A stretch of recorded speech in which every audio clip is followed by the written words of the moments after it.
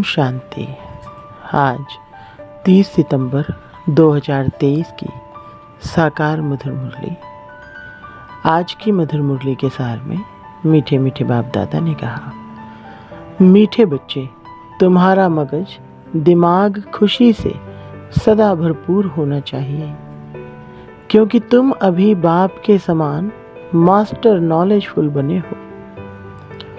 प्रश्न, तुम बच्चे 21 जन्मों के लिए किस आधार पर माला माल बनते हो?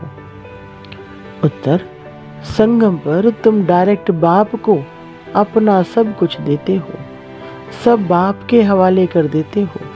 इसके रिटर्न में तुम 21 जन्मों के लिए माला माल बन जाते हो। बाबा कहते, इस समय तुम्हारे पास जो कूड़ा किचड़ा है वह मुझे दे दो। मरने के पहले अपना सब कुछ ट्रांसफर कर दो, तो भविष्य में उसका रिटर्न मिल जाएगा। गीत। ओम नमो शिवाय। ओम शांति। सालिग्रामों प्रति शिव भगवानुवाच। रूहानी बच्चों प्रति रूहानी बाप समझा रहे हैं।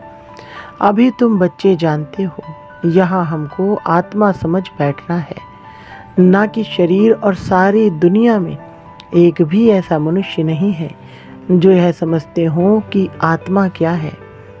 आत्मा को ही नहीं जानते तो फिर परमात्मा को कैसे समझेंगे? बाप द्वारा ही आत्मा की समझानी मिलती है। आत्मा और परमात्मा को ही नहीं जानते, इसलिए ही मनुष्य दुखी है। अभी तुम बच्चों को यह मालूम हुआ है कि इस ड्रामा की अथवा कल्प वृक्ष की आयु 5000 वर्ष है। यह तो समझते हो, उन्हों का बीज अगर चैतन्य होता तो बतलाता ना कि मुझ बीज से झाड़ ऐसे पैदा हुआ। अब वह तो है जड़, यह चैतन्य एक ही मनुष्य सृष्टि का वैरायटी झाड़ है। तुम बच्चों को अभी सारी नॉलेज है। तुम्हारे में भी नंबरवार पुरुषार्थ अनुसार शुरू से लेकर अंत तक सारे झाड़ का ज्ञान मिला हुआ है। जैसे बीज में सारे झाड़ का ज्ञान होता है, यह बाप है चैतन्य बीज रूप। गाते भी है, परमपिता परमात्मा सतचित आनंद स्वरूप निराकार की महिमा गाई जाती है। उनकी महिमा सबसे बिल्कुल ही न्यारी है। मनुष्य तो कुछ भी नहीं जानते हैं। भल देवताओं को यह वर्षा यहाँ से ही मिलता है, परंतु उनको भी वहाँ यह ज्ञान नहीं रहता। वंडरफुल बात है ना। यहाँ अभी तुमको सारा ज्ञान मिलता है। बुद्धि में नॉलेज है। यह सृष्टि चक्र कैसे फिरता है। बाप आकर के नई राजधानी स्थापन करते हैं। तुम इस ड्रामा के एक्टर्स हो। सिर्फ तुमको ही ड्रामा की आदि मध्य अंत रचता और रचना का ज्ञान है, और किसको है नहीं। ना शूद्र वर्ण को यह ज्ञान है, ना देवता वर्ण को यह ज्ञान है। कोई सुनेंगे तो वंडर खाएंगे। मनुष्य कहते हैं यह त्योहार आदि जो मनाते हैं वह परंपरा से चले आए हैं, परंतु बाप समझाते हैं सतयुग में तो यह होते ही नहीं। त्योहारों को कोई जानते ही नहीं। अभी तो कहते हैं ना, यह दशहरा दिवाली आदि त्योहार आने हैं, वहाँ तो यह कुछ भी याद नहीं रहता। एकदम निष्फुरने निश्चिंत हो राज्य करेंगे। अभी यहाँ तुम्हारी बुद्धि का ताला खुला हुआ है। तुम एक्टर्स हो। इस ड्रामा के क्रिएटर, डायरेक्टर, मुख्य एक्टर्स, डायरेक्शन आदि को जानते हो। यह नॉलेज जिसकी बुद्धि में रहेगी उनको अपार खुशी रहेगी। गॉड फादर को ही नॉलेजफुल ज्ञान सागर कहा जाता है। कौन सी नॉलेज है सिवाय तुम्हारे यह कोई भी समझा ना सके। गॉड को ही नॉलेजफुल वर्ल्ड ऑलमाइटी अथॉरिटी कहा जाता है। तो नॉलेज किसकी है? सभी वेदों, शास्त्रों, ग्रंथों, सृष्टि के आदि मध्य अंत की। शास्त्रों में यह ज्ञान नहीं है। वह है ही भक्ति मार्ग के शास्त्र। सिर्फ पूजा करते रहो। बाकी रचयिता और रचना की नॉलेज कुछ भी नहीं है। तब तो ऋषि मुनि आदि भी कहते थे कि हम रचता और रचना को नहीं जानते। समझाने वाला एक ही बाप है। तो जानेंगे फिर कहाँ से? अभी तुम बाप द्वारा सुनते हो, फिर यह नॉलेज प्रायलोप हो जाती है। यह नॉलेज सिवाय तुम बच्चों के और कोई नहीं जानते। तुमको कितनी बड़ी नॉलेज मिलती है, तो तुम बच्चों को कितनी खुशी होनी चाहिए। वह लोग डॉक्टरी आदि पढ़ने के लिए, सीखने के लिए विलायत में जाते हैं। तुमको तो यहाँ ऐसा बनाते हैं जो वहाँ यह डॉक्टर आदि होते ही नहीं। बेहद का बाप जो नॉलेजफुल है, उन द्वारा हम सब कुछ जान जाते हैं। उनकी हम संतान हैं, तो ज्ञान से मगज दिमाग कितना भरपूर रहना चाहिए, कितनी खुशी होनी चाहिए। ऐसी कोई चीज़ नहीं जिसको हम ना जानते हों। वह लोग जो कुछ पढ़ते हैं वह तो कुछ नहीं है। भक्ति मार्ग के शास्त्र आदि कितने पढ़ते हैं, परंतु यह तो कोई नहीं जानते कि यह सृष्टि चक्र कैसे फिरता है। तुम बच्चे अभी मास्टर नॉलेजफुल बनते हो। नटशेल में तो सब जान चुके हो। बाकी सिर्फ आत्मा जो तमो प्रधान है, उनको सतो प्रधान बनाना है। कोई है जो तमो प्रधान से तमो बने होंगे, कोई तमो से रजो बने होंगे, कोई रजो से सतो बने होंगे। सतो प्रधान नहीं कहेंगे। सतो प्रधान जब बन जाएंगे तो नंबरवार पुरुषार्थ अनुसार कर्मातीत अवस्था आ जाएगी। फिर तो नई दुनिया चाहिए राजाई के लिए। इसलिए पुरानी दुनिया का विनाश होता है। जब यह यज्ञ पूरा होगा तो सारी पुरानी दुनिया की आहुति पड़ेगी। यह पढ़ाई पूरी हो जाएगी। फिर नंबरवार पुरुषार्थ अनुसार कर्मातीत अवस्था को चक्र लेंगे। जैसे वह भी इम्तिहान पास कर फिर ट्रांसफर हो जाते हैं, तुम भी मृत्यु लोक से ट्रांसफर हो अमरलोक में चले जाएंगे। हम अमरलोक में थे, फिर 84 जन्म लेते लेते मृत्यु लोक में आ गए हैं। तुम कहते हो अभी हम पढ़ रहे हैं, फिर अमरलोक में जाकर देवी देवता बनेंगे। बाप ही मनुष्य से देवता बनाते हैं। पतितों को पावन देवी देवता कौन बनाएगा? देवता तो यहाँ कोई है नहीं जो देवी देवता बनावे। लक्ष्मी नारायण चाहिए ना, वह तो यहाँ होते नहीं। तुम बच्चे जानते हो, इस समय बाप ही आकर पढ़ाते हैं, स्वर्ग का राज्य भाग्य देते हैं। स्वर्ग था, लक्ष्मी नारायण का राज्य था। इन्हों की यह राजाई किसने स्थापन की? हेवनली गॉड फादर ने ही पैराडाइज सत्युग स्थापन किया, जहाँ देवी देवता राज्य करते थे। वहाँ दूसरा कोई खंड था नहीं, एक ही भारत था। तुम्हारी बुद्धि में है। हम जब राज्य करेंगे तो दूसरा कोई नहीं होगा। तुम्हारी बुद्धि में यह सारा झाड़ है, इसका बीज ऊपर में है। वह सत है, चैतन्य है। आत्मा भी इम्पेरिसिबल है, बाबा भी इम्पेरिसिबल है। जो बाबा में ज्ञान है वह तुमको सुनाते हैं। सारा झाड़ खड़ा है, बाबा ऊपर में है। इस समय मनुष्य तमो प्रधान काटे हैं। झाड़ पुराना होने से जैसे सूख जाता है, इसलिए इनको कहा जाता है कांटों का जंगल। वहाँ होता है फूलों का बागीचा। बागवान भी है, किसको खवैया, किसको बागवान, किसको माली कहते हैं। बाप है खवैया। तुम भी बोट चलाना सीख रहे हो। हरेक की नैया बहुत पुरानी हो गई है। नैया आत्मा और शरीर दोनों की बनी हुई है। गाते भी हैं, नैया मेरी पार लगाओ। अब नैया भी पुरानी तो शरीर भी पुराना। अब पार कैसे हो और कहाँ जाए? तुम जानते हो पार किसको कहा जाता है? मुक्तिधाम, जीवन मुक्तिधाम क्या चीज़ है? बरोबर बाप अभी पार ले जाते हैं, दुखधाम से सुखधाम अथवा विषय सागर से क्षीर सागर में ले जाते हैं। वह सिर्फ गाते हैं, नैया मेरी पार लगाओ, भगवान आओ, कांटों को फूल बनाओ। तुम भी पहले नहीं जानते थे। अभी मूल वतन सूक्ष्म वतन सतयुग से लेकर कलयुग तक सब राज्य को जान गए हो। जो जानते हैं वही सुनाते हैं। अंदर ज्ञान टपकता रहे तो सदैव खुशी में रहेंगे। कोई चिंता की बात ही नहीं रहती, फिक्र से फारिग हो जाते हैं। तुम जानते हो बाबा हमको ले जाते हैं, अब हम बाबा जैसे बन रहे हैं। बच्चा बाप समान बनता है ना। बाबा नॉलेजफुल है, तुमको भी नॉलेजफुल बनाया है। आत्माओं का कनेक्शन है ही परमात्मा बाप से। आत्मा कहती है जो बाबा में नॉलेज है वह हम आत्माओं को दे रहे हैं। तुम हो रूहानी बाप के रूहानी बच्चे। यह भी नई बात है ना।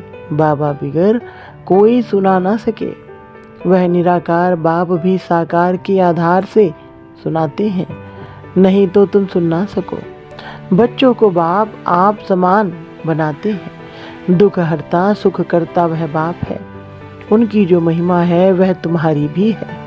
कोई फर्क नहीं। बाकी क्या फर्क रहता है। हम जन्म मरण में नहीं आते हैं, तुम जन्म मरण में आते हो। मुझे ज्ञान सागर कहते हैं तो मैं तुम बच्चों को ज्ञान देता हूँ।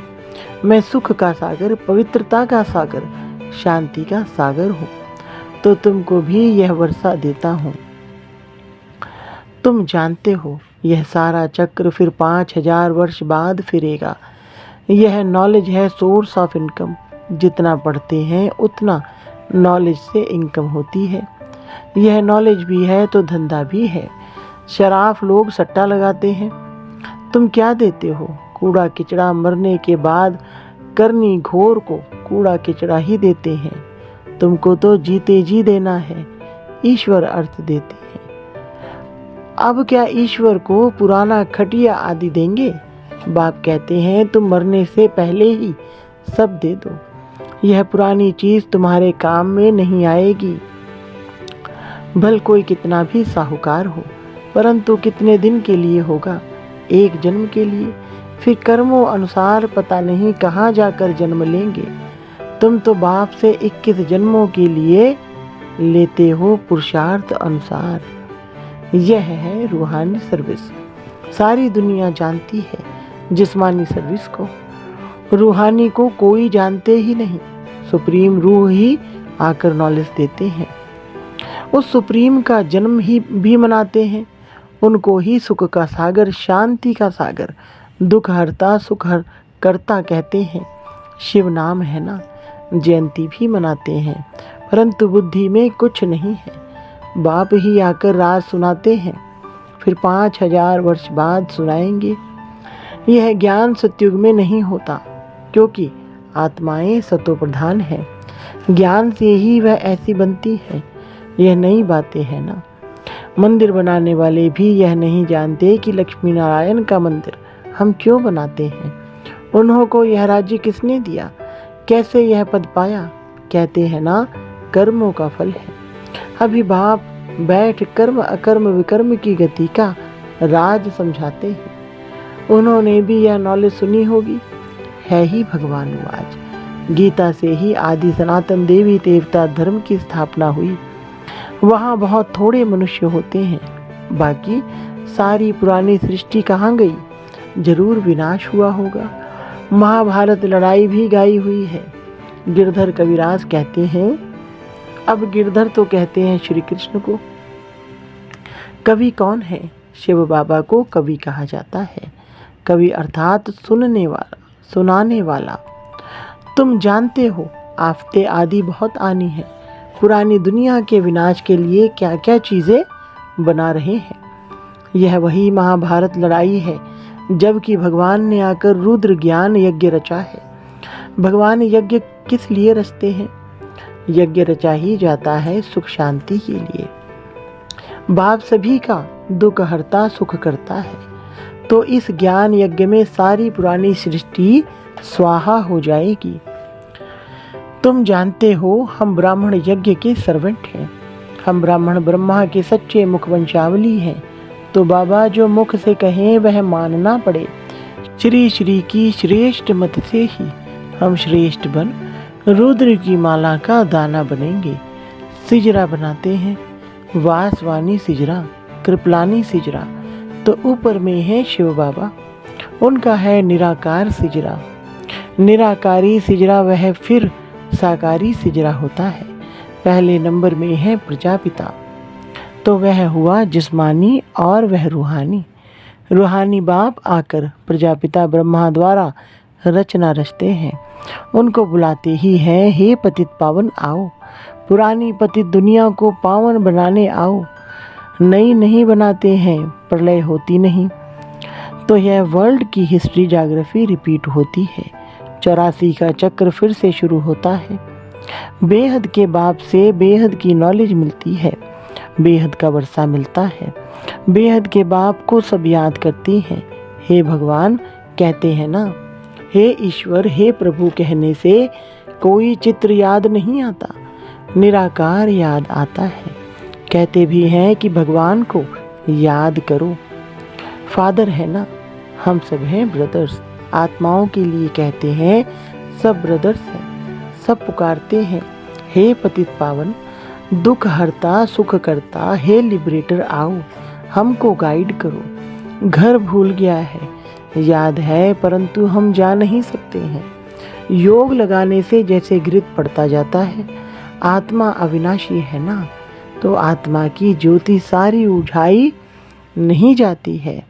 तो अब योग बल का घृत डालना है सदैव के लिए। फिर दीपमाला सोझरा हो जाएगा।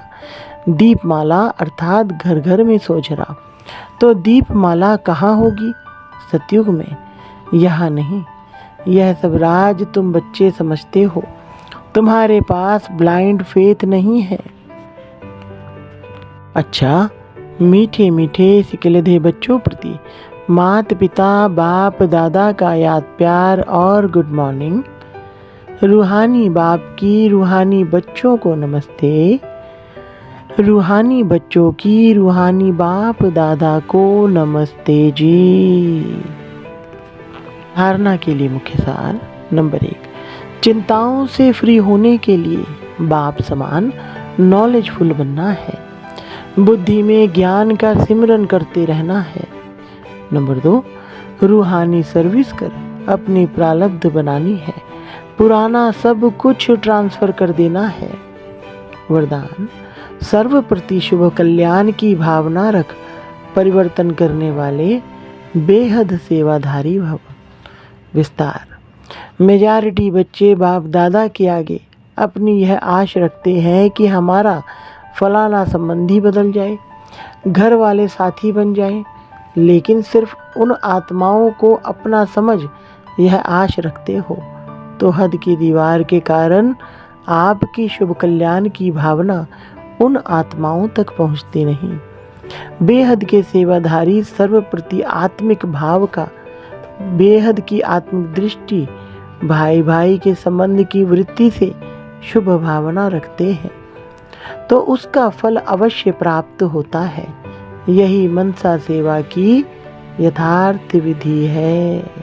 स्लोगन, ज्ञान रूपी बाणों को बुद्धि रूपी तरकश में भरकर माया को ललकारने वाले ही महावीर योद्धे हैं। अच्छा, ओम शांति।